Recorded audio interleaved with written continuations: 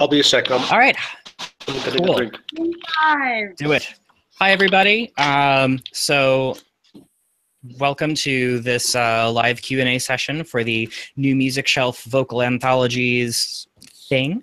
I'm Dennis Tabensky. I'm New Music Shelf, basically. And here tonight, Laura, I always get the order of your last names wrong.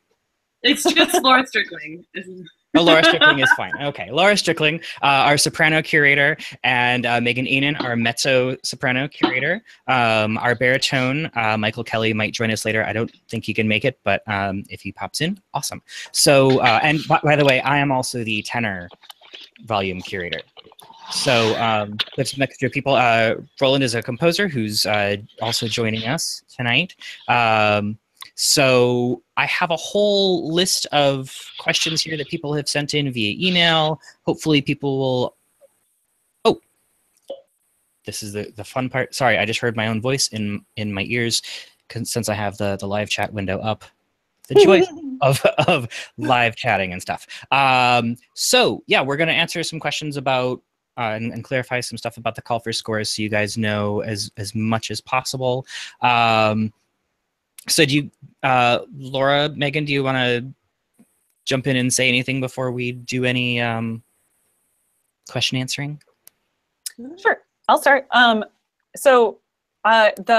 excited about these anthologies because I think that it's a great way for us to kind of, well, anthologize, catalog some new art song that's happening and get it to a wider audience. So by being able to bring these kind of groupings of art song together and then being able to share that with other voice teachers or other singers, we're kind of making that connection between composer groups and singer groups a little bit more fluid, I think. And that's kind of one of the main reasons that I'm very, very excited about this. And when Dennis and I started talking about the project overall, that I know that he's really thought about how to make this a win-win situation for everyone involved.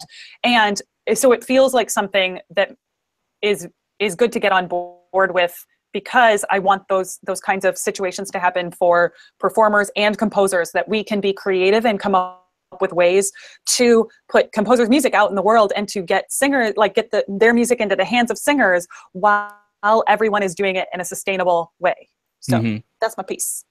Awesome. Yeah, that's my goal with this. I'll end up like blathering a bit tonight about some of the why certain things are the way they are, and it's basically to I hope to make this like the best it can be for singers, for composers. We actually even have my original plan for this was to have, and we'll talk about this more later, just self-published composers be a part of this, but I've actually had some composers be a part of it, or like already submit some things who are published by traditional publishers, and their publishers are like thrilled to have them be a part of what's going on here. So I think, I mean, that's like another added level of win when like big publishers are like, yeah, this is cool. We want to be a part of this, and not just sort of. Originally, I was sort of ready to be like to stay in the self-publishing ghetto, but this is definitely going to be beyond that. So that's awesome. So shall we jump into some questions here? Does Laura want to say anything? Laura, do you have anything? I mean, I really just feel the same way Megan did, and I'm always looking for new songs, and I'm always looking for new composers, and it can be really hard to access new things, and so it's a no-brainer. And when Dennis contacted me, the more he talked about it, the more excited I got, and his passion for it is really exciting too, because it's like it's exactly what you want. The vision he has is exactly what you want in the music world. You want people who are coming up with ways to help other people, and we all have the same goals, and it's kind of this perfect, to use a business term, it's very synergistic.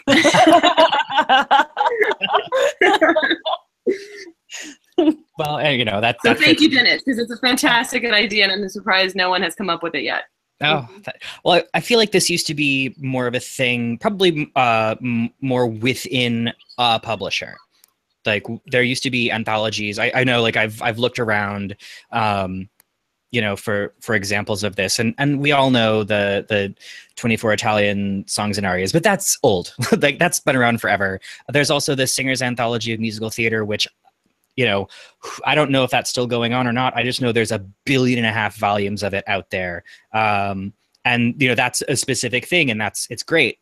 I've seen. Well, there are some for 20th century song, and you know, when I was an undergrad, those were really useful to me. But we're not in the 20th century anymore.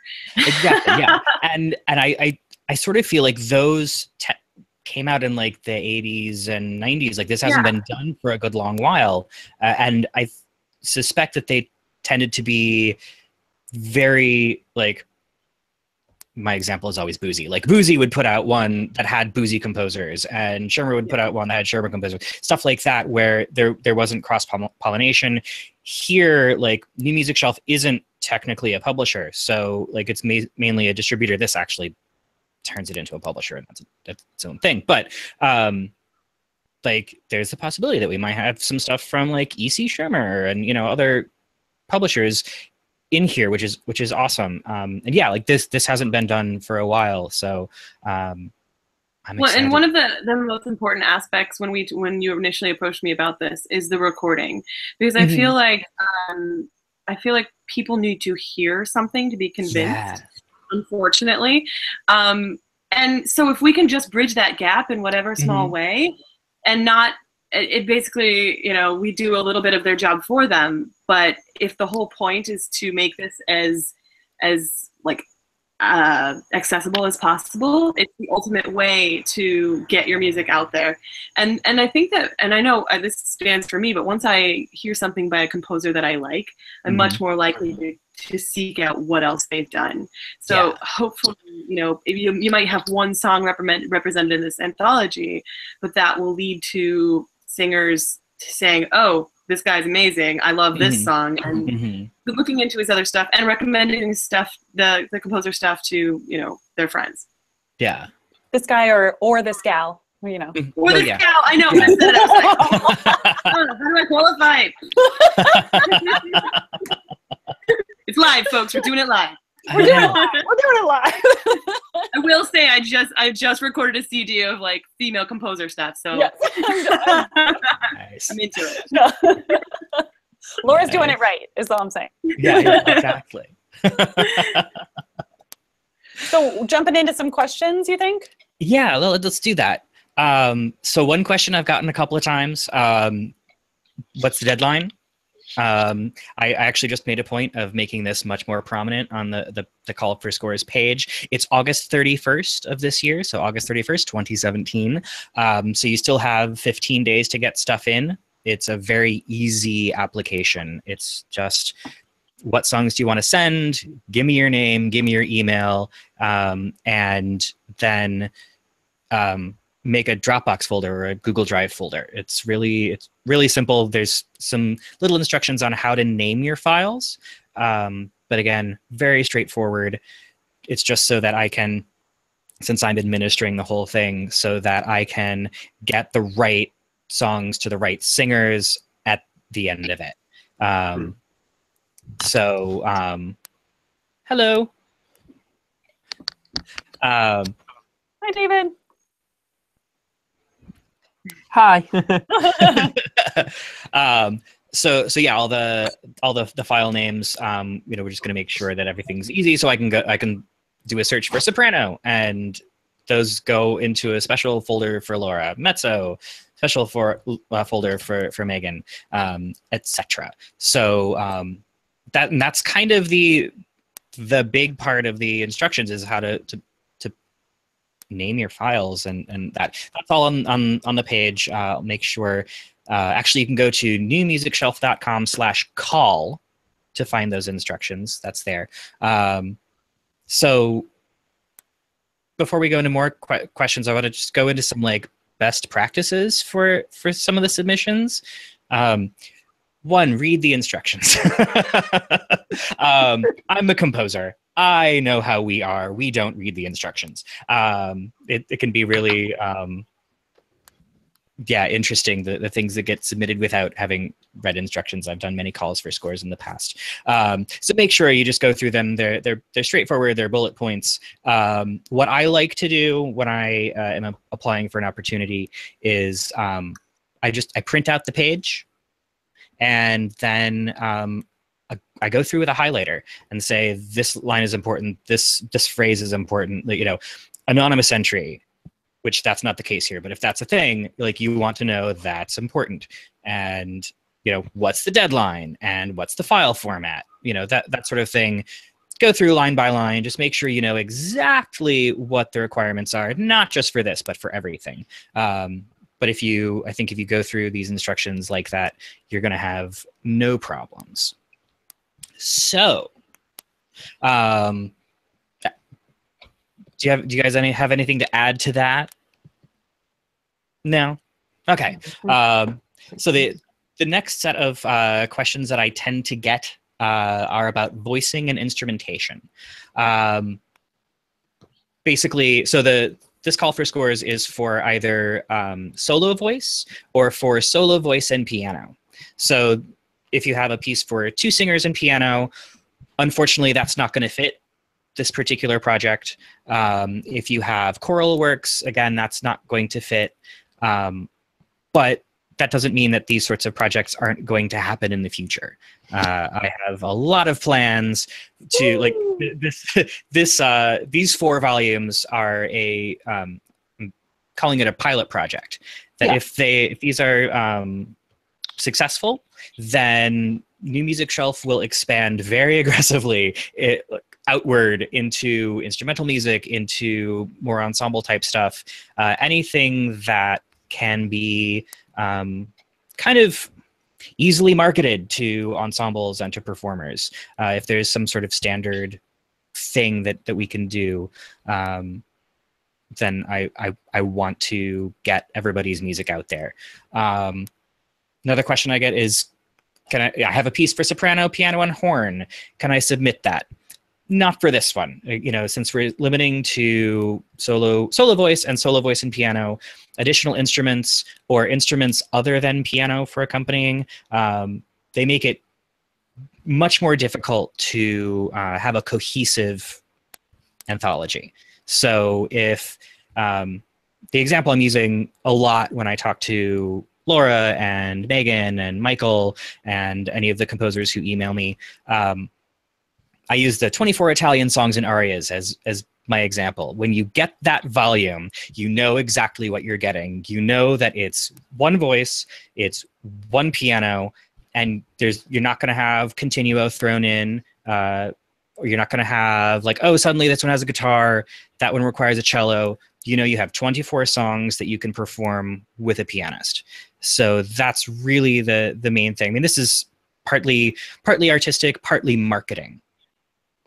It's almost like this is sort of a 21st century almost equivalent to that in terms of aiming for accessibility and so.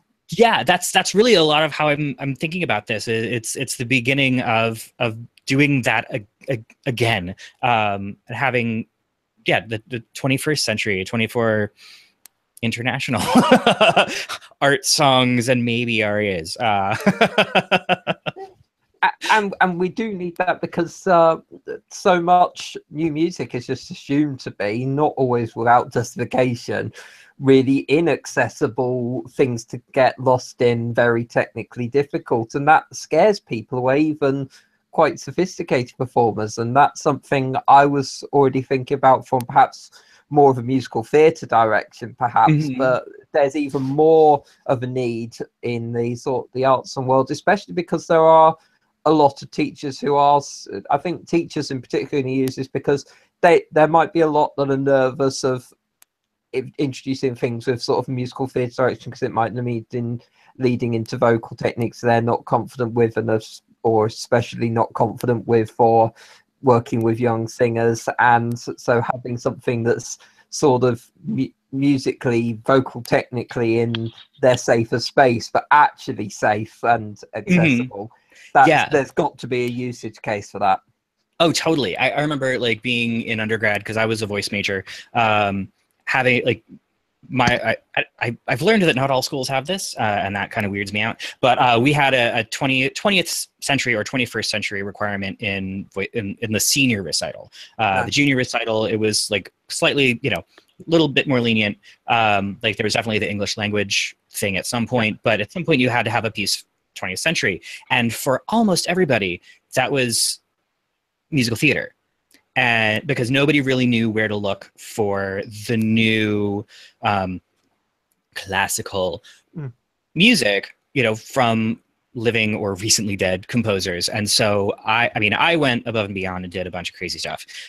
But my voice teacher like largely relied on Ned Rorum's 14 songs on American poetry, which is pretty standard, and it's great, but it's only 14 songs and it's only one composer. And it's kind of old at this point. And so I know that I would have, as a voice student, I would have really appreciated having more access to the music of living composers. And, I went out and searched for a bunch of stuff and, did recently dead composers mostly, except for Ned. Did a whole concert of Ned. But yeah, part of this actually comes out of seeing on Facebook a question about a voice teacher saying, I would like to program more new music, by living composers. And, I know that there's a whole wide world of self-published composers out there. Where do I find them? How do I get their stuff? So this is very much born out of that question. And knowing that I have a platform of NewMusicShelf and can easily turn that into a publisher, which is what I'm doing. It's sort of a no-brainer to go in that direction and to try and serve those people in a way that they want and that they need, and connecting them to this wide world of wonderful composers who have a lot of great music that falls within the parameters of what we're doing, that can then blossom from there. So, finding a song by composer X in, the Soprano Volume 1, you can go to the rest of that you can go to that composer's website and find the rest of their vocal music and go from there and really, as a composer. Yeah. Dennis, do you think that we could take that opportunity to go through the voice types that are going to be in this round of anthologies? Yes. Yeah. I'm getting so far afield, but no, it's okay. I'm bringing you back. Here we go. Thank you. I need it. I blather so much about this. It's like we run podcasts or something. I know. But usually I'm the one just asking a simple question and then sitting back and. So the voice types for this: soprano, mezzo-soprano, tenor, and baritone. And then future voice types. Well, not future voice types. Other voice types potentially in the future. Like you have an idea about doing countertenor things in another cycle of these anthologies. Yes.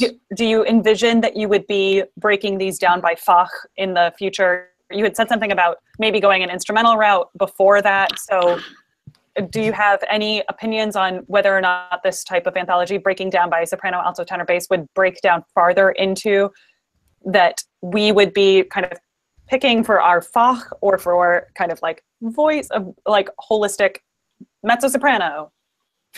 I sort of suspect it'll probably stay a little bit more, soprano, mezzo-soprano. Because that's still fairly, it's broad enough that we can stretch a range on either side. We can, I worry, and this is something that this is an evolving project. This is round 1. We're gonna learn a lot from these 80 songs. 80 songs. That number always gets me a little flustered.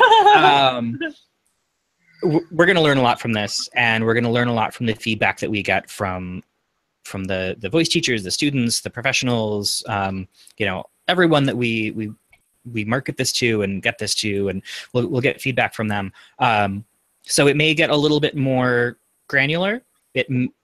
right now, at this very moment, before the first call for scores is finished and nothing's published yet, there's I'm expecting it to stay somewhat broadly within those specific voice types, adding in absolutely in some around countertenor, and possibly, I mean, yeah, it's all the input. You know, we'll be getting input about this, and we'll be able to make more decisions later. I have absolutely heard specifically about countertenor, because there's a lot of stuff out there. There are countertenors out there. They need music. Yeah. So. And maybe we could take that opportunity to talk about things like inside of that amplification or your genre specific, if that's a thing that people are kind of thinking about, like, do I write in the style that is appropriate for this call for scores? Yeah. Well, actually, I'd like Laura and Megan, I'd like you to sort of maybe take. There's this. I've had a couple people ask, like, okay, so I have a song, it's written, like, my terminology is for alto and piano, or somebody for contralto and piano. When it comes to the way that people label things, what's your, and also I have a thing, high voice, medium high, medium low. What is your take as the curators of this for that? Well, I think that there's kind of industry-wide terminology that's accepted. So I think that soprano, mezzo, tenor, bass it's a safe choice. And if they're worried about whether or not something is appropriate for soprano or for mezzo, I guess they just make a judgment call. I think you're asking people to submit each song one time, correct? Or are they allowed to submit it for both soprano and mezzo? You can submit it. Like, I have a friend who has a piece. Well, I have my own pieces for just voice and piano that fits kind of mid-range. My thought is you can submit that song once per anthology. You know, once per voice type. Okay. But don't you agree, Megan, that it's kind of an established industry-wide terminology that makes sense to use?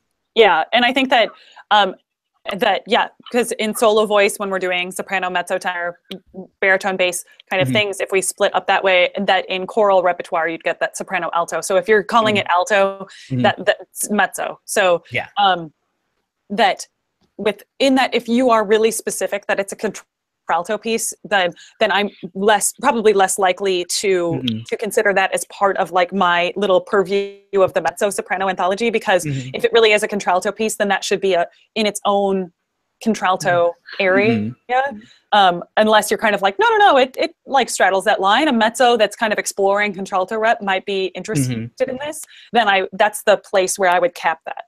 If it's like, nope, this is very clearly contralto, then I'm like, oh yeah, that's like when they do a contralto and countertenor and stuff like that anthology. Yeah. The thing that I've typically said is, if the song as you've written it fits into one of these voice types, into the general range, which is, you know, you can look up the basic range on Wikipedia and say, like, that's safe.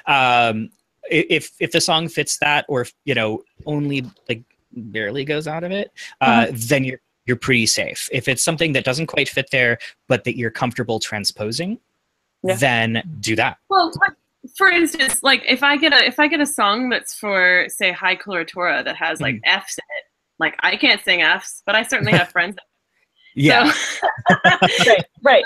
Then they have rep that is like, sparkly and high and can do all that fun stuff. So it's not gonna be, can I sing this? It's going to be, would I want my soprano friends to know about this? Yeah. Well, I think that's the problem, though, Laura, is like, or not the problem, but the question, which is, if we're doing this in a way where we're going to make the recordings that go with it, are you then farming out that recording to other people? Like, if you have one song in that anthology that's coloratura, is that going to be done by, fill-in favorite coloratura here?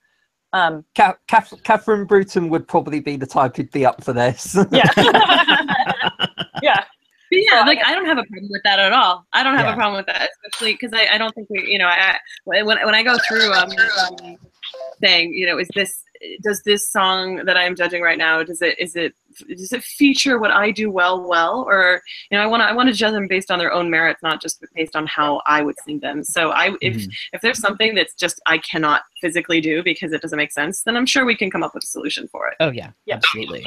While we're on the topic of range, and also I think Tessitura is going to be seeing if I think we should definitely put in the score, put in the book or somewhere that's very clear in the publishing what the range of each piece is. I know that Ross already does this with all of his vocal pieces, but I think that tessitura is quite significant. And one thing that I've found that I've actually used with when sending a draft score to a friend who wanted to check is this going to be okay with her, is that I literally used link in the chat, which intended for piano pieces, literally showing a frequency diagram of each key getting pressed, and you can use that for just the vocal line, and it will show a distribution of like whereabouts in the range it is, because that's because it's like it's one thing, oh it goes up to a C, and quite another thing is say, oh it's basically half the pieces A's and B's, just to know that.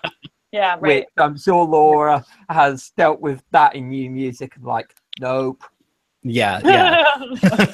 I totally see putting range and tessitura, like being really clear about where these sit in the score. That's a pretty easy analysis to do and put in the score, so that a teacher can say, this is appropriate for this student of mine, or a singer says, this is appropriate for me. That's not appropriate for me. Yeah, and just having, and I think the advantage of that sort of diagrammatic approach is that you can see at a glance, so this is how many of this note there is, which is potentially significant in terms of singers working through passaggio. They can see like where, like if there's like say lots of E flats and E's or whatever, and their passagios at a C, then that might be easier than if it was on an E flat or whatever.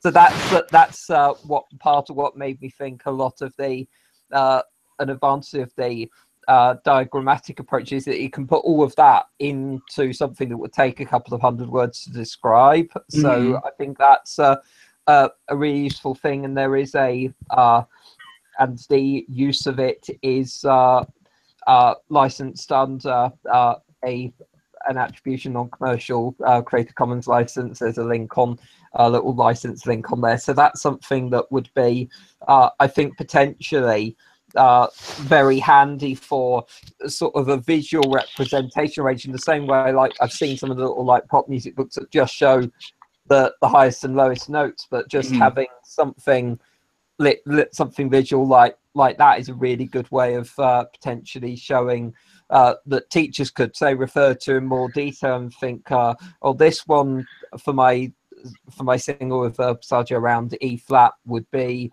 a little more awkward for performing but useful for working around that, but this one doesn't really have any of those notes, so that say it's in a say it's in C major or whatever, and it doesn't have E flats, and then it doesn't have many E's for whatever reason. It's like, well, yeah, that would be easier for that singer, so we can do that. And those are the sort of decisions that you can make quicker with that, rather than just spending 5 minutes per bar, like checking like everything. It's I think that's a good point, David. Yeah, I like that. Well, just in general, like when you're preparing your scores, I don't know about you guys, but like I like to know, we definitely want to know who your poet is, so that and that should be like right up there with your name. Oh yeah. And if the music, or if the poem or the text is excerpted from a larger work, I want to know.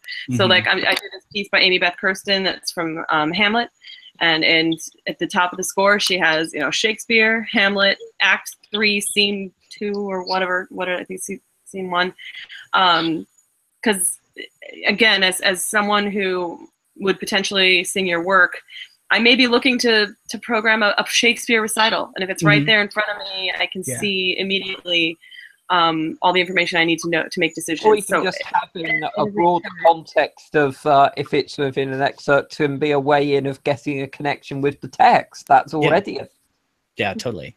Yep. What's next, Dennis? Well, you mentioned the idea of amplification electronics, stylistic things. We've gone back and forth on this. There, in the curators, and you know, well, I'm a curator, so not just the curators. We talked a little bit about amplification, and essentially what we've come to is like going back to the 24 Italian songs and arias. We want to make sure that everything is like, you know exactly what you're getting, so that you're not coming into the thing and suddenly there's a piece with required amplification.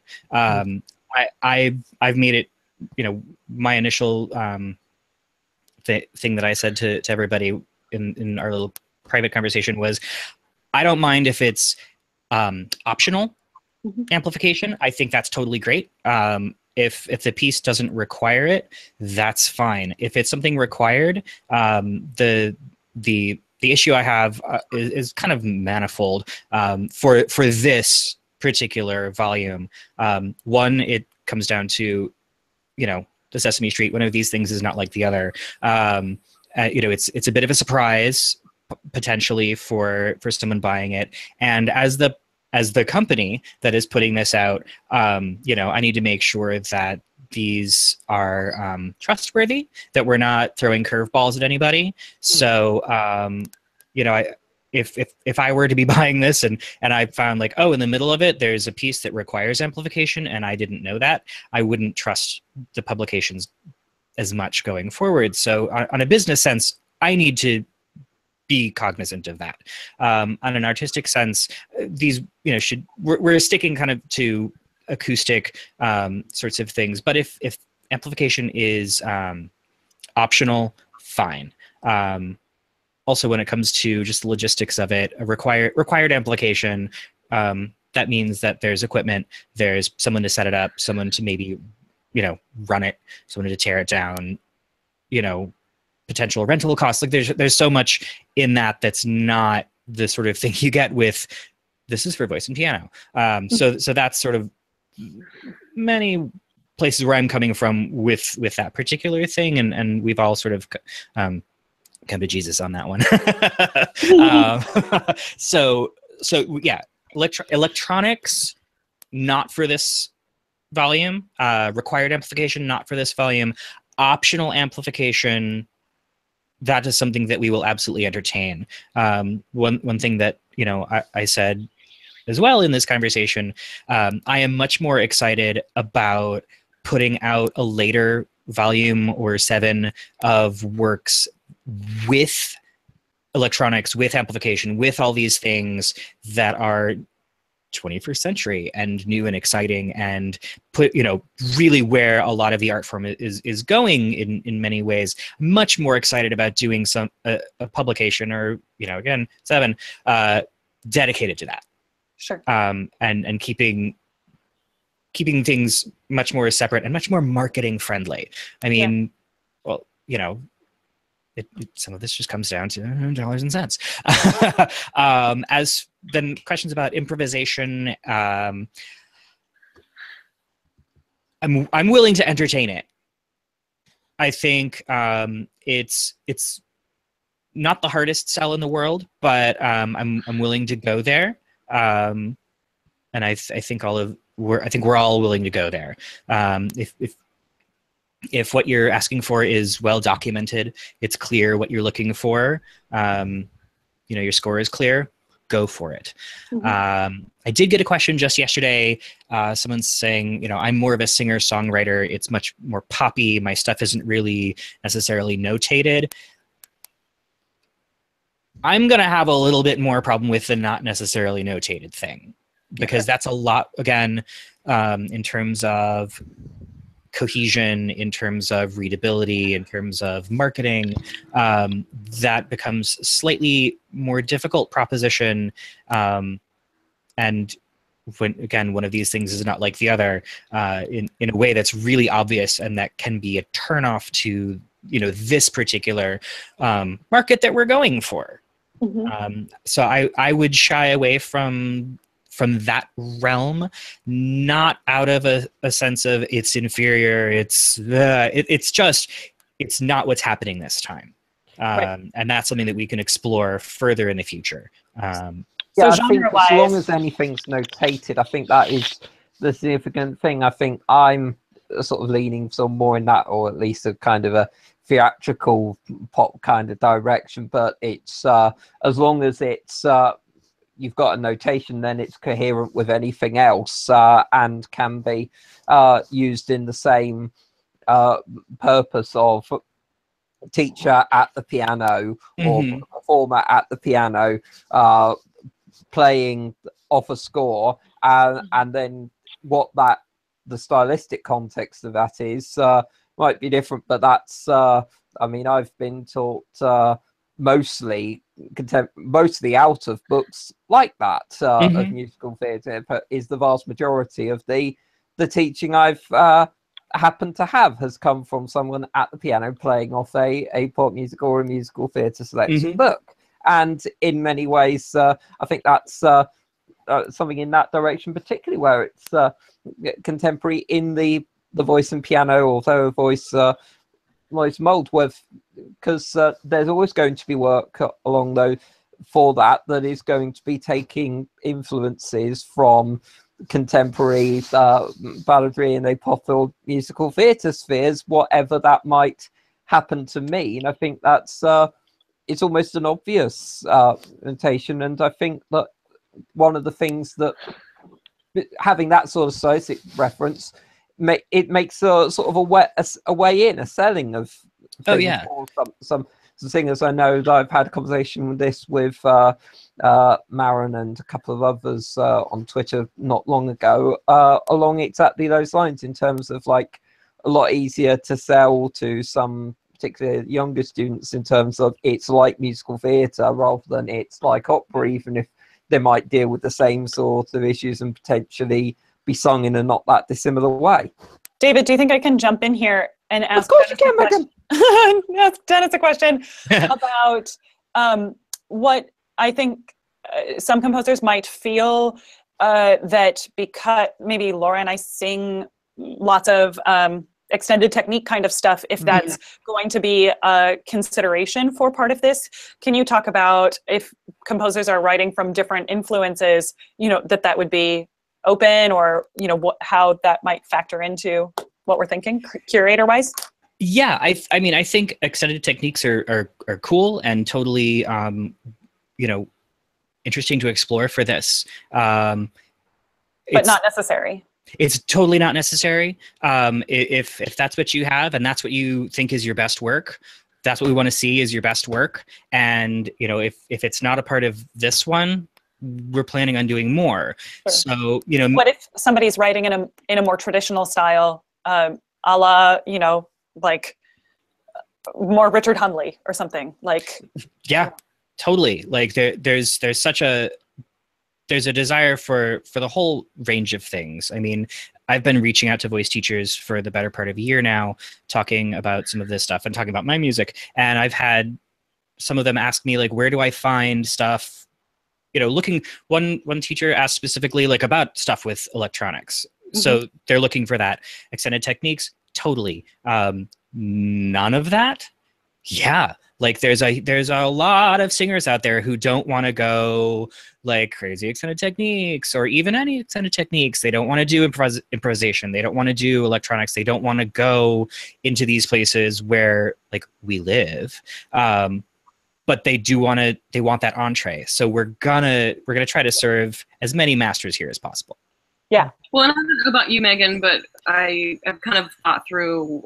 I've been giving a lot of thought this fall to what, to me, makes a compelling song, and how I can look through these pieces that will come from very different points of view, and possibly points of view that I am not as familiar with, and try to be as objective as possible. Like what makes a song important and worthy of, you know, being elevated above another song.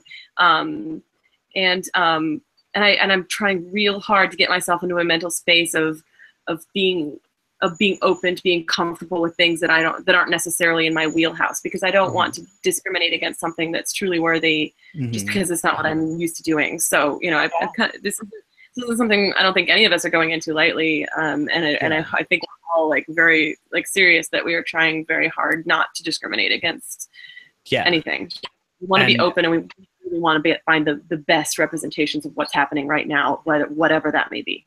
Yeah, and one thing that I really foresee for the future of these, you know, I mean, we'll have multiple rounds of soprano, mezzo, tenor, baritone. I'm not going to. After this round, I'm going to step back as the tenor curator. Like, it's just easier for me to be the tenor this time, but I will want another approach to tenor rep next time. And so I see the curators like rotating, like, you know, I'm not like firing you guys like before things have started, but you know, because you'll come back for more. But but like I do want a rotation. A lot of work. I don't think I could do it more than once a year. I know, right? Well, there will be a different schedule. It won't be a new round every year. I'm just joking. But yeah, like I do want multiple points of view. So we will have like different curatorial points of view in every anthology, so that, you know, maybe I have certain biases in my brain. I know I do, you know, like I'll be fighting them, but maybe like the stuff in the tenor anthology this time is much more like, okay, this is more in my wheelhouse, and that's kind of where I'm going to live, because I think that that's going to be what's best for this volume. Next time I'm going to pick another tenor who's going to have a different approach, so that the tenor stuff that was submitted this time that didn't get selected has a totally new chance, you know, like the New Music USA project grants, you know. So yeah, like I wonder if Laura, since you mentioned thinking about this objectively, if you had any thoughts about some of those objective qualities that you're thinking about as you're going into this curatorial process. What are some of those things? Sure. And I want to hear yours too, because it's still an evolving thought process. But I think one thing is text, and what text has been chosen, and then how the composer responds to that text. How to put this? I don't know. I always start with the text. Like when I'm looking through a book of songs or whatever, trying to find rep, if I can't connect with the text, then I have a very hard time connecting with the music, no matter how good. So that's one thing. So I'm gonna start there, but I'm also gonna pull back from there, because sometimes a really great song might be hidden to me because of my own biases, but you know, I may not love the text, but the song is truly great. So I'll pull back and say, okay, so I judged it harshly because I didn't like these words, but why? And why did they choose them? Like, how did they sculpt the music around this? Like, what made them choose these words? It's kind of like reading a novel. You feel like you get to know a writer based on what they've written, and you may have like the completely wrong idea about who they are as a person, but they kind of told you in a way, like what kind of person they are by what they chose to write about, how they wrote it, and it's the same for a song. So you kind of do you think it's a lot looking for some of that also text setting, not just the words themselves, but how those words are set like along a vocal line would be an important thing as well that we're probably all looking for. Exactly. So like where the words take the composer. And I mean, maybe someone will submit a vocalese, and you know, so then like, is there a melodic hook that just once this composer in my undergrad wrote a one-act opera for scenes, and that melody has never left me to this day. Like to this day, I could sing the line to you. Right. So can we put a little like thought in here that is like, singers love melodies. If you've got a bomb ass melody, sorry. If you've got a bomb melody, like put it in there. Like that, like think about your scores that have really great melodies, and that's maybe something that would really catch our eyes and ears. Like yeah, and that's not to say that some great music doesn't have a melodic hook, but if you've got one and it's out, and it's just, you know, you're right. That's like the immediate way to just like capture our souls. Right. And I think I'm also looking for thoughts about texture. So like how it's written with, if it's a voice and piano score, if you're writing for, is it like this piano feature and the voice is just kind of there? Or have you thought about how those two instruments work together? There's a lot of that collaborative idea that I would be very interested in. So if composers are kind of listening to this part and thinking about like, oh, okay, what do I have that's really compelling? You know, that would be another area that I'm thinking about. Yeah. Like, yeah. and like little things, little technical things, like if I'm as a soprano, if I'm singing at the bottom of the staff, and the piano is like at forte and like super loud and high and big, you're not going to hear me. So like little things like, do you know that? Has that composer thought of that? You know, and maybe that's what he wants, but I'll know based on what he's, whether or not he realizes that he's done that or not. Right. Or whether it was on purpose. So those are some of those kind of singerly things I think that we're kind of thinking about as we're going into this call for scores as well. Dennis, did you have any curator thoughts from your side about like that, this is kind of a branch off of that genre discussion, or like what do you feel like you're like, yeah, that makes me feel really good? Yeah, I think I mean for me, like, yeah, I like melody, but I mean a lot of good songs don't do that thing, but I can tell if it's well written. You know, and it will, if it's well written, it will most likely speak to me. So, you know, yeah, I'm looking for people who know how to use the voice, who understand, you know, who understand text setting, prosody. You know, if I'm a composer who works really closely with the text, I'm all about heightening the natural rhythm of the text. If you're a composer who does the opposite of that, and you can show me that you know what you're doing, great. You know, like I just want well-written stuff, basically. It comes down to like, put your best foot forward. This will brings us into, like, I'll ask you guys, one of the composers, she asked, is there a preference to how I choose my songs? Are you looking for contrasting styles? Are you looking for different difficulty levels? Like, you know, should she like give you like, for, you know, like one kind of faster, crazier piece and then one slower, more lyrical, or do you have any preference for what you get from a composer? I know what my answer is. I know what my answer is. Megan, do you want to? I think we all have okay, so everybody's like, I know. No, I know what my answer is. I know what my answer is, but I didn't want to, like, I feel like I'm like talking too much. No, you're not at all. So I think that our point is submit whatever you want, like whatever you think is your best work that you think is the most compelling, and we would the curating side is going to be like, oh, I really like this. If it's a really difficult piece, I might still put it in there because I want that would be like this side of it. And then I'm also going to put a very straightforward piece in there or something like that, because as long as they're all compelling, you don't have to only put in one difficulty level, because I'm not marketing this to only, you know, preteen classical singers or something like that. That would not, you know, so that, or you don't have to show me a range of styles. You just have to put forth what you think are the things that make you go, heck yes, this is my voice. Like, yeah, I guarantee you that if I get 2 songs by one composer and I've got them in front of me, I'm not saying, well, they submitted this really hard one and they submitted this simple one. You know, I'm looking for the best thing. So I always say in any competition, like when I talk to young singers about competitions, don't try to game the judges. Don't try to get in there, because you can't know what they had for lunch or how hot the room is. Or if you're the singer or the first singer, just sing what you sing best. So composers, give us what you love. Give us what you think represents who you are, and we're gonna appreciate that so much. Because the other thing that I always tell singers is, like, judges want to love you.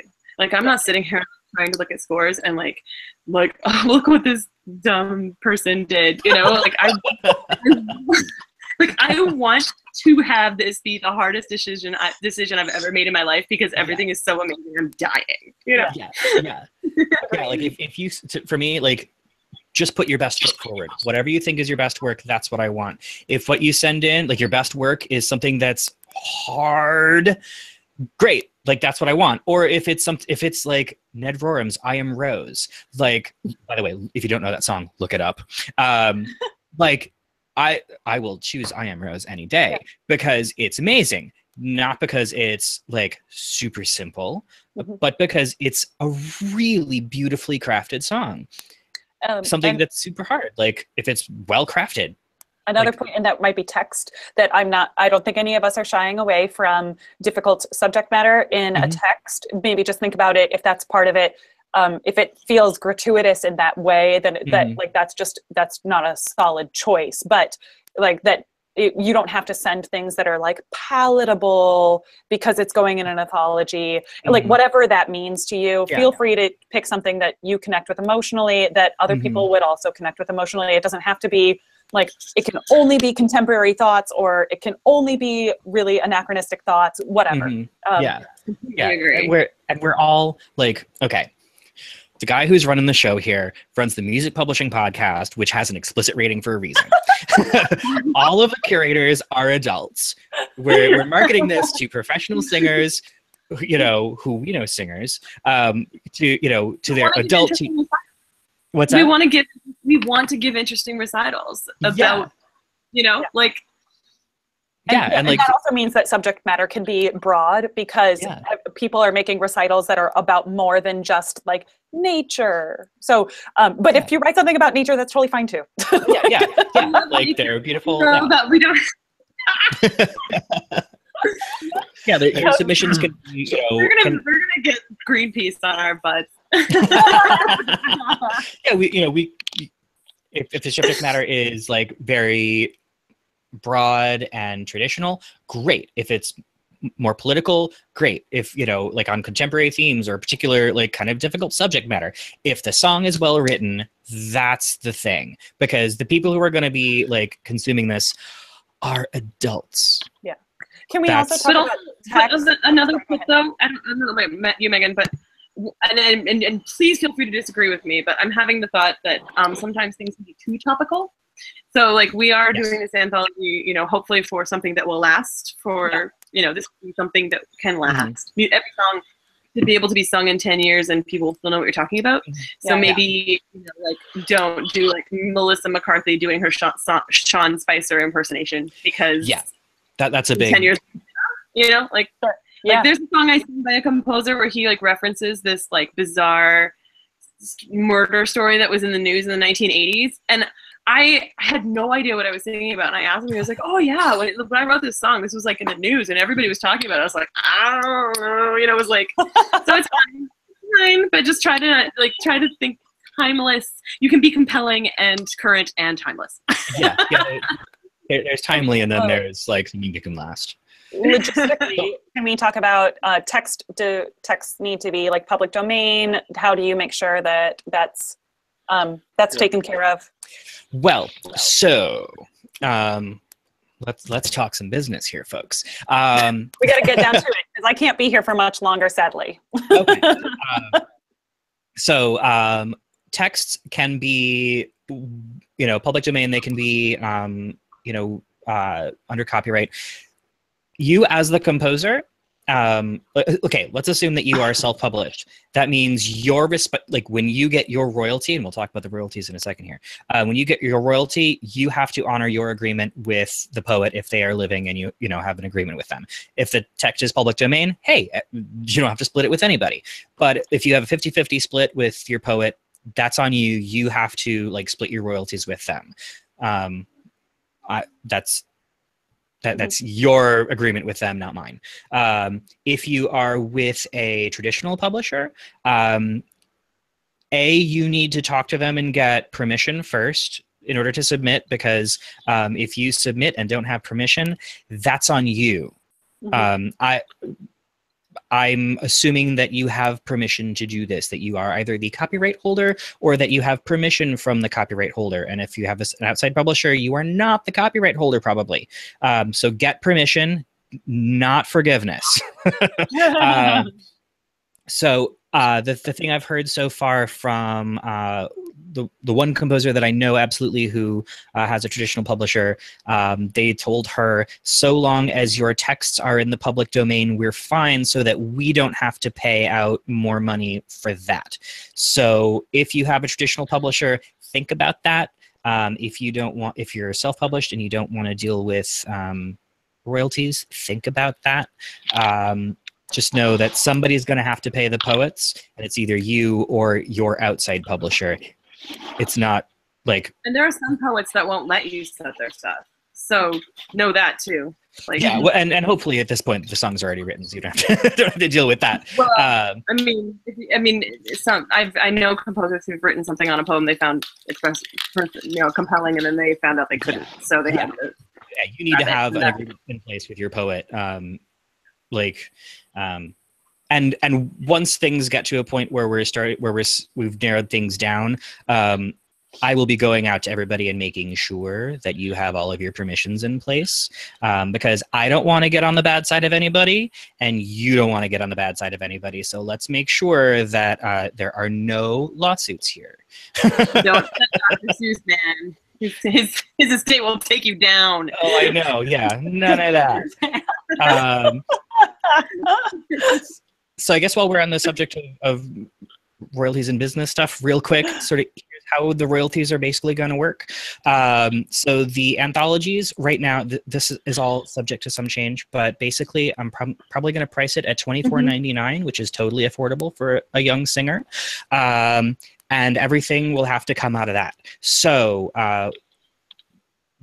there are a couple of upfront costs that are going to come out of that before royalties get calculated. If the anthology gets sold through the New Music Shelf website, which it probably will, there's the transaction fee that comes from the payment processor that will come out. Then reasonable production expenses like printing and binding costs, which are really low, which is amazing. Certain post-production things like buying the UPC, I'm going to amortize that across the first print run, and that will come out of the first batch, and then that will actually go away after we do a second print run, if we do one, which I think we will. Then the curator royalties are actually upfront costs. It will be a flat rate for the curators. Once we hit those expenses, there might be one or two tiny ones in there that I'm not thinking of off the top of my head. That's the pool that we split in half. Half of that stays with New Music Shelf to make sure that we can do the next rounds of these, and the other half will be split amongst the composers for that volume. So there will be 20 songs per volume. So that final half will get split 20 ways. According to my current calculations, which actually bump up production costs and sort of bump up the expenses on the front end. So it looks like the royalties will be smaller than they really are, though they could be more accurate. Right now, it's looking like royalties are going to be about 50 cents per copy of the anthology sold. So if you have one song in an anthology, every copy of the anthology that gets sold, you're going to make about 50 cents. That I don't know the exact production costs for printing and binding, but I have a really good sense. So that may actually go up by a few cents. So that's what we're looking at for the money for the anthologies. Laura mentioned earlier that, well, the extra sort of perks that come with this, I want to have, we've all talked about having performances of the anthologies, one sort of concert per anthology. If we have to break it up into two because it's a little long, that's fine.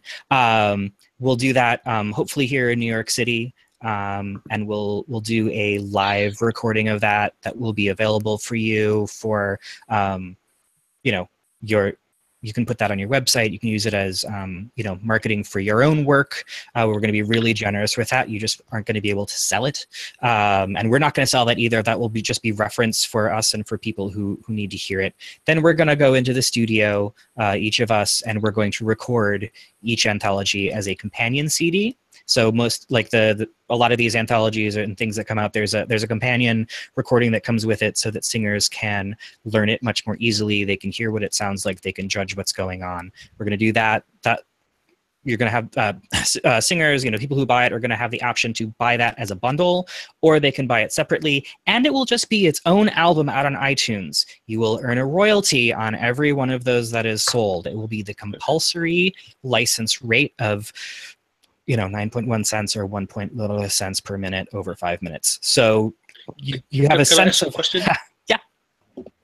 Okay, so I gather the one of the main groups, the target audience for this anthology would be teachers and of course also students. Would it make sense from a business point of view to also release a recording of only the instrumental part so that people can? That's something that's definitely karaoke? Yes, that's absolutely something that I'm interested in doing as well. That will be I'm figuring out the logistics of that right now. But that is something like students are going to need a backing track. I got this suggestion a while ago from my sister-in-law, who's a voice teacher. Perfect. So yeah. Okay, well, in that case, fine, because I don't want to hog the discussion too long. I just wanted to mention this as an idea. Okay, great. I'm glad you brought that up. So another thing I want to just said it, but I'm not a native speaker, so I have to it a little bit. Do you require an investment from the participating composers? No, that's the other thing that I wanted to talk about. So there's no application to. What's that? I said perfect timing. I know, it's perfect. Yeah, there's no fee to apply. Obviously, once it comes down to when your song is selected, there's no investment to be a part of the thing. What will happen? Okay. Once it comes time for the recording, we will ask composers, but not in any way even remotely require, but we will ask that each composer helps us to raise a couple $100s a piece to help defray our costs for the recording. And right now, what I'm looking at for projected expenses is probably each composer we're going to ask that they raise like $300. So that's like asking a dozen friends and family for $25. So I've already thought about that because I'm thinking, me as a composer, what's going to be easy for me?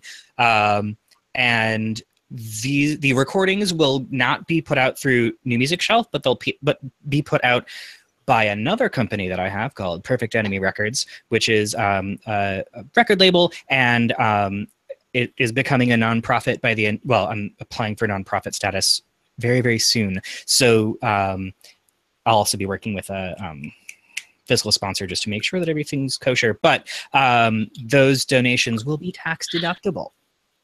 So if your parents want to pitch in, $50, they get a write-off on their taxes. So that's a part of that to make that sweeter for everybody else. Okay, perfect. Thank you. Sweet. I think we've covered most. One thing. I've had some people say like, "Oh, I really only have song cycles. Like this one's 5 songs long. That one's 9. Is that not eligible?" Here's what I want. I want you to excerpt those song cycles. I would much rather that you submit, and I think you guys agree that we'd sort of much rather have you submit something. I mean, submit your best work, period. If your best work happens to be in the middle of a song cycle, I say that's all the better. Because I would really love to have all 20 songs, well, actually all 80 songs, have above the title from such and such song cycle. So that the singers, as they say, I love this song, I love performing this song, oh, look, it's from a larger set. Yeah. Let me go look that up. I want this to be advertisement for the rest of your catalog. And that's why this one big publisher in particular is happy to be involved, because it's marketing for their catalog too. So if your work is excerpted from a larger thing, just make sure that song stands alone. You know, yeah, I think have we gone through, one little technical thing. You don't have to separate out a voice part with vocal music. You don't do that. It's not like instrumental music. Don't worry about that. Just voice and piano all on one score thing. Yeah. Megan, Laura, is there anything else you want to add in here? before we? So I think we've covered everything. We've gone over an hour. Yay! Yeah. No, I think those are the questions that I was getting. So I think I covered, my responsibility to the people that asked me. Yeah. Oh, we didn't really talk about language really quickly. Can we do a quick rundown? Yeah. We talked about, is it okay to have more than just English? Yeah. Megan, I'm going to, you helped to clarify that for me, so I'm going to let you take that one. Oh, shoot. I think that what we said was, that this is kind of language. We sing in lots of different languages, and it doesn't really matter. And like, it's a great opportunity for us to like practice this. Am I getting this right? Yeah, you're good. Okay. And that if at all possible, if you would like to include IPA for anything that is not a standard singing language, or kind of like the big, 3 or 4 that we kind of think of, if you want to include that, that's always helpful. Yeah. More helpful materials are always appreciated, but not necessary. And I don't think that any of us are upset about having like new contemporary art song that it is citizens of the world. So yeah. Just if you could supply a translation though, not inline translation. Just a translation off to the side, so that we don't have to do the translation work ourselves as we're trying to figure out what your poetry is about. Agreed. Yes. Yeah. That can be, if it's not a part of your score file, just pop in an extra PDF or something with the text in it, the translation, so that we know. Don't worry about putting an extra cover page and all the front material and back material. If you're excerpting from something, just slice it out of the file, drop in the PDF of just the music. That's fine. All of this, actually, it's going to be re-engraved to be a part of the New Music Shelf house style. So just present your music well. Don't worry about a cover and all of that. That's not going to end up being a thing. I have one more question, which I think wasn't covered yet. Maybe it was mentioned. If so, apologies. But is there like recommended duration for the song? Yeah, under 10 minutes. Good. Yeah. Beyond that, it just starts to get a little. Now that you mentioned it, it was actually in the application format. I remember now. Thank you. Cool. Yeah. And yeah, I think that covers everything. So I guess the last thing to say is, please, please apply. The more music, the merrier. And let people know about this. Again, the more music, the merrier. If your music isn't chosen, it's not about you. It's not about your music. It's not about your piece. We hope to get a crazy, crazy number of submissions. We're getting a lot already. I want a lot more. And this isn't a one and done, hopefully. Right. I really don't want this to be like, okay, we did this once, the end. As a composer, I applied to opportunities, in quotes, fairly regularly, and this is not an opportunity in quotes, though. This is this is an actual opportunity. Yeah, it's not like we got 100 submissions, we chose one, we performed it once, it was under rehearsed, and then that's the end. Maybe we got you a live recording, but probably we forgot about it, and then that's the end of our relationship. None of that. There's nothing here that we want to resemble that even remotely. We're picking 80 songs to be published. Oh, speaking of published, we're not taking your copyright. You maintain the copyright. That's really important.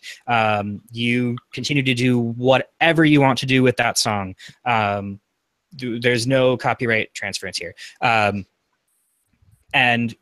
we're going to perform it probably just once live. And we're going to give you a live recording, but we're also going to go into the studio and we're going to make a recording, and you're going to get royalties on all of this. We're not going to ask you to waive any rights, waive any fees throughout any of this, as so many opportunities do. As a composer, that pisses me off. I get so angry when I see those things, and I don't want to do that. So win, win, win, win, win all around, right? Yeah, that's what I want. I want wins all around. And if anybody has more questions, comments, suggestions, you can reach out to any of us. But the central hub for this is New Music Shelf. So newmusicshelf@gmail.com is my central mailbox for these things. Reach out. I want to make sure that your submissions are great and fit what we're looking for. And I want your music to be a part of this stuff. Yay. So yay. Thank you, everybody. Thanks for being hosting here. this, Dennis. Yeah. I look forward to putting this out there and having more people know about it. So yeah, thank you. Hooray! All right. Well, I will see you guys hopefully soon. You know. Yes. And people are welcome to write me questions if they feel like it. If that's okay with you, Dennis. Yeah. I mean, the only reason why I sort of say like send him to me is so that I'm I don't mind being bothered. I'm sure you don't mind being bothered either, but to have a central thing that's not like flooding everybody. But if you're anybody willing to take questions, can take questions. Sure. Yeah. Yes. And yeah. And you can also like send, questions to Dennis and he can funnel them out to us if it's. Yeah. Like, any questions that come to me that aren't like things that I can just pop off really easily, I absolutely reach out to everybody else and get input. So it's not just, me making decisions by, Great. Fiat. Wonderful. Okay. Cool. Thank you all. Bye. Bye.